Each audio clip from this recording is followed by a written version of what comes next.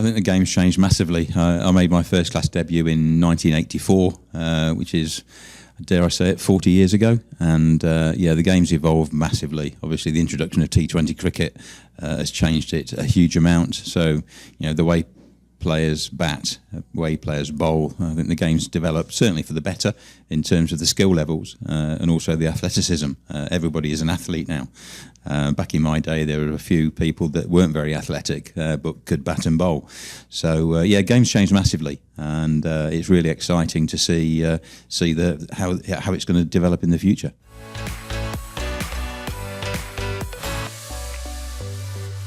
Yeah, so pitch technology is evolved massively, as well as the playing side and coaching side of the game. So, there are different types of surfaces that you can play cricket on. SIS Pitches has put a guide together to clarify the situation on all of those. One of the biggest confusions is around hybrid pitches and drop-in pitches. So basically a drop-in pitch is a fully natural surface that's built in sort of movable trays that are lifted in and out of a cricket ground or a sports stadium, mainly used for multi-sports. So if you've got different sports being played on different surfaces, then different pitches are lifted in and out. But it's still a fully natural pitch with natural grass. There is no artificial fibres in those pitches. A hybrid pitch is one where there's fibres, artificial fibres are injected into the natural turf surface, and effectively gives the profile of the soil and the grass strength and stability, and that enables more play to take place. The pitch lasts longer, the pace and bounce will increase over time, and effectively you can play up to 3 times the amount of cricket on the same pitch than ordinarily you would. So, for example, if you would ordinarily play 5 T20 games on one pitch, with a stitched hybrid SIS grass pitch, you could play up to 15 games on the same pitch, with minimal renovation work taking place in between. So it's a benefit for the curators because they can spend time, rather than preparing 3 pitches for those 15 games, they only have to prepare 1 pitch for those 15 games. So there's lots of advantages of a hybrid surface. The prime one is that it's still 95% a natural turf pitch, so the playing characteristics fundamentally don't change. So the curator still has control over how he prepares the pitch. So he controls the amount of water, he controls the amount of rolling that takes place on it, he can control the amount of grass he leaves on it before play starts. So those characteristics can still be controlled. What it allows him to do, though, is less preparation time and less renovation work after the game before it's ready to play again.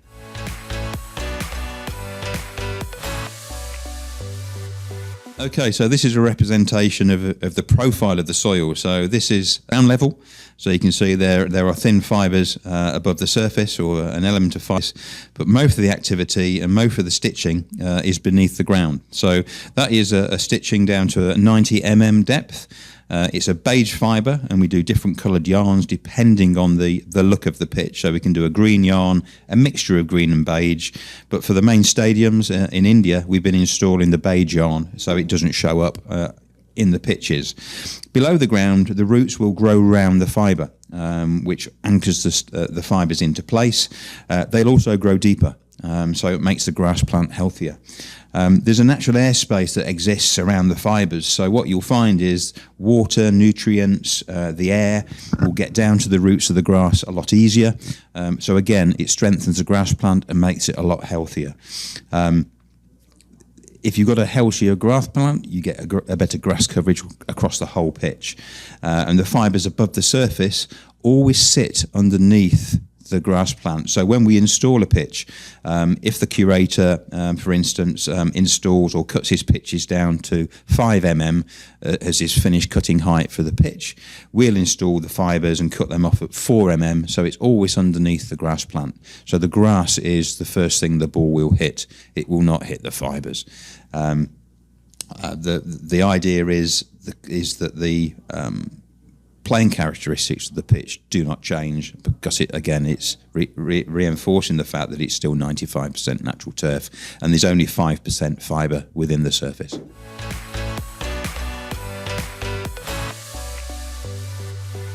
So we've installed 8 pitches at the HPCA Stadium in Dharamshala. There's 4 on the main stadium site, and then there's 2 each on each of the 2 practice areas. The pitches on the main stadium were used for practice for the 2 IPL games that were recently played there, for range hitting and for bowl throughs. And the feedback initially has been very, very good. There was more pace, more bounce. The Indian players who used them didn't appreciate that they were hybrid pitches, which is a good thing. A couple of the English players did notice, because there were a couple of bare areas from a previous game that hadn't fully recovered, and there were a few fibres that they could see. So Johnny Bairstow, Sam and Tom Curran, Liam Livingston, they were playing in the different games there. They noticed it was a hybrid, but the Indian players didn't. So that's our first installation. Mr. Arun Dumal, he supported that initiative with us, and he actually had a bat on one of the pitches during the press launch that we did there, and he was supposed to be there for about 10 minutes, but he actually batted for about an hour, so he was obviously enjoying himself. We've also installed a pitch on the academy ground at the main stadium in Ahmedabad, in Mathura, and that was installed more recently. It's not been used yet because obviously it's been monsoon season and there's no cricket being played, so we're looking forward to see the first use of that one. We've got other installations planned in the HPCA area, which will take place over the next few weeks, and we've got lots of interest from around the country, from the state associations that we've met with. So there's a number of proposals on the table out there, and we're hoping to install in more sort of major centres over the next few months.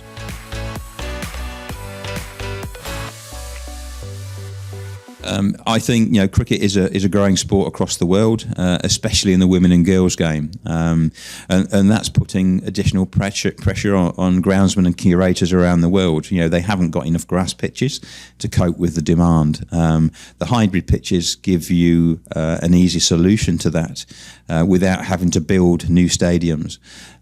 So this is where we see a big advantage for the association, certainly in India. The amount of cricket is not going to get any less. The pressure on grounds is going to increase, and hybrid pitches potentially through CIS pitches will improve that situation and give you the ability of coping with the demand for good pitches at the main stadiums and also in the local community, because I think if we can provide good quality services for up and coming young cricketers in the academies, in the local cricket clubs, maybe in the schools, colleges and universities around the country, it means that their talent development will be accelerated. And it's a great example, if you've got the IPL players playing on pitches, or international white ball cricket being played on hybrid pitches, and they can play on the same sort of surface as a 14 or 15-year-old, that can only be good for the game. The pitches have been approved by the ECB since 2019 for all white ball cricket. In 2024, so this season, they're being used for 4-day county championship cricket as a trial to see how they react over a 4-day period. Initial feedback has been really positive on that. It's not approved for test match cricket yet, but the ICC approved it for all white ball cricket in 2022. So it's got the right sort of approvals in place for it to be utilised at all levels within the game. So hopefully it's something that will be of interest to the state associations and to the wider audience within the country.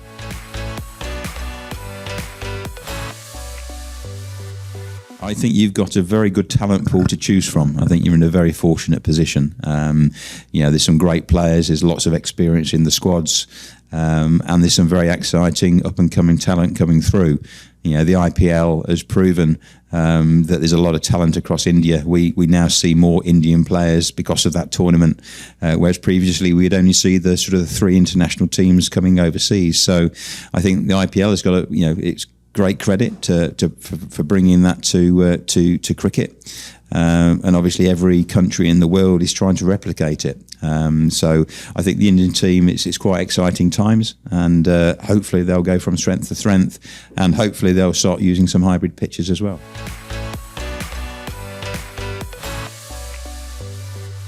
Bazball's been revolutionary, I think, for English cricket.